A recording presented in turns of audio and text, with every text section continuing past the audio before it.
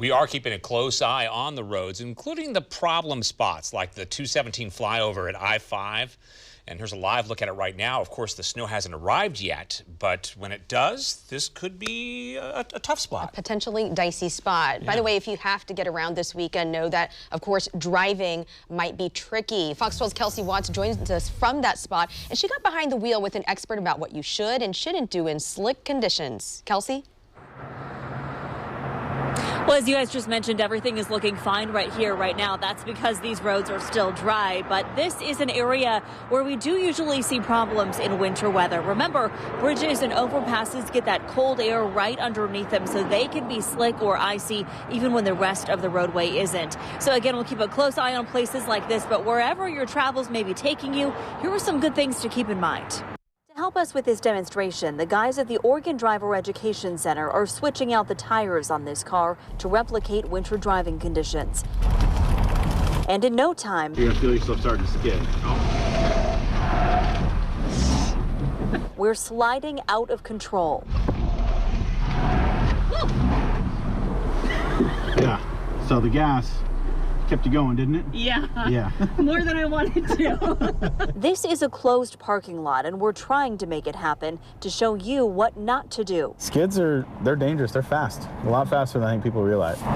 Expert Tim Beckham says anytime you start to lose control, recognize it and take your feet off the pedals, because hitting the gas or the brake will only do this.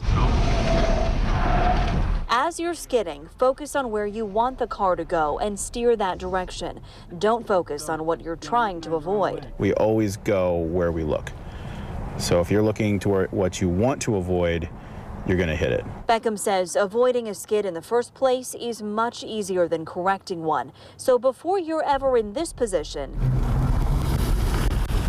slow down, increase your stopping distance, and put your car in a lower gear. That will help you from gaining too much speed, especially coming down a hill. But if it's icy, even that won't completely help. So be careful, because we all remember scenes like this from winters past, and hopefully these tips will help you get home safely. If the worst does happen, make sure you have your flashers on, so that way cars around you know that you're there.